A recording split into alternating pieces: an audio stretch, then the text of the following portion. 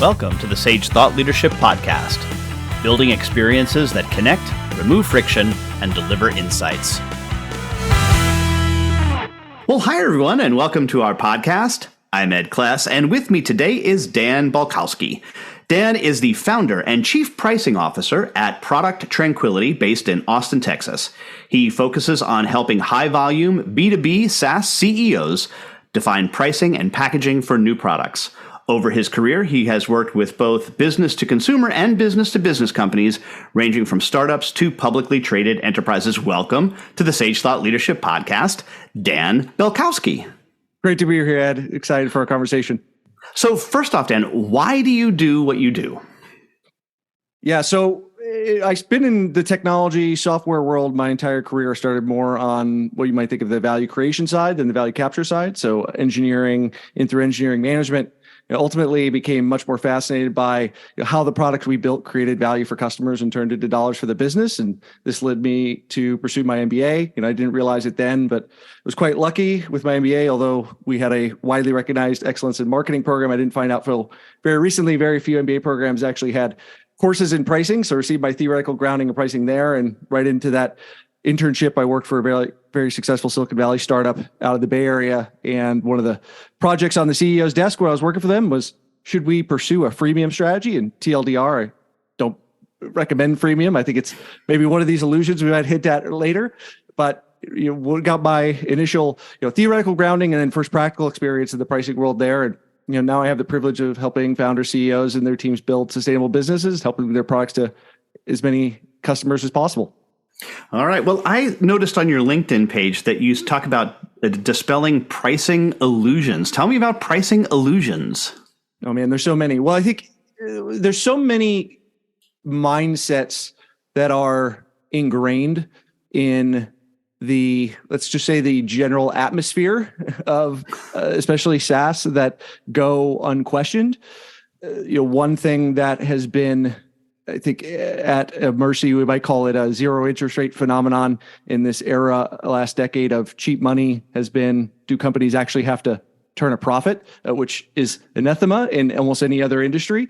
But there's been this tendency for companies to, well, we'll just continue to add value, and we don't have to worry about actually monetizing any of that, because the money is going to come from the next round of investors who will fund our company. So I think that's one thing is helping people understand, okay, at some point you have to have profitable growth, not just growth. So that'd be one kind of illusion. There's my LinkedIn also has a lot of rant general against freemium. It comes from a lot of that experience I hinted at before. And I've seen a lot of companies just think, well, if we do freemium, we don't have to do this dirty business called marketing. It will just take care of itself, not realizing all the downsides of that. And very few folks have ever even dug into the level of, does this thing actually work, and who does it work for, and when does it work? In general, it doesn't work. My short answer is, if someone brings up the option of freemium, the better answer is a 14 to 30-day free trial, which I'm a big fan of. And, ultimately, there's many other mindsets that are going on right now. What I'm experiencing is there's a lot of CEOs who are seeing a deceleration in volume, and their immediate reaction is, we don't want to lose on price. And so they are unintentionally sparking off a price war because they haven't game theoried out the series of moves of their competitors of like, well, I drop price, I don't win on price, my competitors can easily match that, and all of a sudden all of us are in serious trouble because we've adverse selected customers who are price buyers, who aren't going to stick around. They're looking for the cheapest offering, and it really robs us of our ability to fund innovation long term. But when you're in this reset that we're in right now and seeing a collapse in demand and all your sales slowing, it seems like a very reasonable thing to do. So helping people see all the mirages that are behind those fallacies of thinking through pricing in B2B SaaS world. Well, I think one of the things that I've come across is a big difference between lowering price and offering a flanking product, right? So where you would come in and give a lower priced offering, but with a stripped out sense of value to it. I'm curious as to your thoughts on that. Yeah, no, absolutely, and I believe I wrote a post last week to this talking about this mindset shift that I'm seeing, and that is one of the antidotes to do it right, which is creating a offer configuration, a bundle at the low end that allows you to create a suitable value offering for a lower price, right? But that allows you to preserve your price positioning, your brand integrity for the rest of the products that you sell. So ultimately, yes, that is a good strategy, right? And we see this a lot in more B2C markets where they have entire flanking brands where they have, is it Black and Decker? I can't remember. They're the flanking brand for. Is it Bosch? Is the higher end version? Same with Toyota and Lexus, right? So there's offers, not only in terms of individual bundles, but even entire brands to help guard or protect the low end of the market.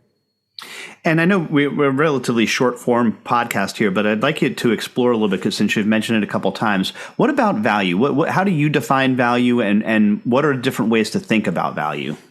Well, we'll see if we can give the 10-second version. So ultimately, right, value and price are fundamentally related. If we think about price in a very philosophical sense, price is really how a buyer and seller divide value in a transaction. And so, if we're going to go create 10 units of value together, I'm going to take 1 unit of value, give you 9, right? We think of that as a fair transaction. And so there's a couple of fundamental frameworks that I didn't invent, but I stand on the shoulders of giants and leverage. Ultimately, one of those is the Jobs to Be Done framework, created by many fathers, all the way back to Ted Levitt at Harvard Business School, Tony Ulwick, a strategist, Clayton Christensen, the late Clayton Christensen, who wrote a really good book called Competing Against Luck. Really, Jobs to Be Done helps us understand at a very specific level, the context that customers are in, the motivation and outcome that they're trying to achieve, and really value comes from helping customers achieve an outcome. So it really helps us get specific around what is the value we're creating. And again, if there's a longer form, I might break down, but ultimately, if we think about functional value creation, or the functional outcomes that we can create for customers, those might be things in a B2B context, like helping them increase revenue, decrease costs, save time, increase optionality, decrease operating capital, et cetera. So we want to get very specific about the value that we're creating for customers with the products that we're creating. And then as well, thinking through the other element framework of value that I use is from the Tom Nagel, the seminal book, Strategy Attacks to Pricing, where he talks about the value cascade, right? So we think about all the use value that we just talked about from Jobs to Be Done, but in a pricing exercise, we also want to think about not only use value, which is kind of the overall benefits customers might receive from our product, but we really need to think about exchange value, which is,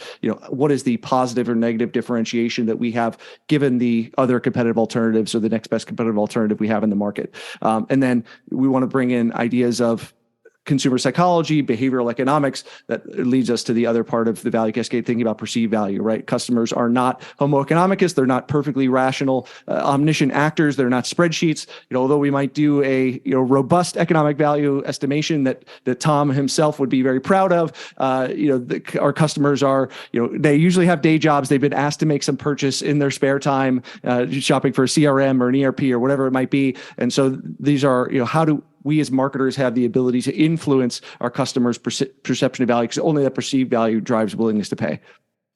And Dan, we have an exit question that we ask all of our guests, and that is, who is a hero of yours, and why are they a hero? I'm going to go real high level with this one. So I recently completed my 4th Vipassana 10-day meditation retreat. So I will put the Buddha as a hero. And I believe he's not only a hero because he gave us a path out of suffering, but he attained his own enlightenment and came back and served everyone till his death, to realize that, it's not enough for, me to get out of my suffering, but I can't leave my compatriots behind, and served through the rest of his life to help everyone else achieve what he had achieved. And, I'm definitely not an enlightened one. I'm far from the path, but I am grateful, and he's a hero to me because of that. And lastly, Dan, how can somebody contact you? Yeah, I'm happy to connect with folks on LinkedIn at Dan Balcauski. Also, I blog pretty regularly on my website at producttranquility.com. I have some contact forums there. So if you want to help look at or get some help on pricing and help go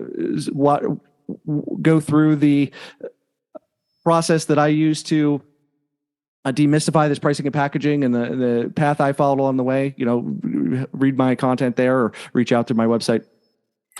Dan Balcauski, founder and chief pricing officer of Product Tranquility. Thanks so much for being a guest on the Sage Thought Leadership Podcast. Thanks for having me. I've enjoyed our conversation.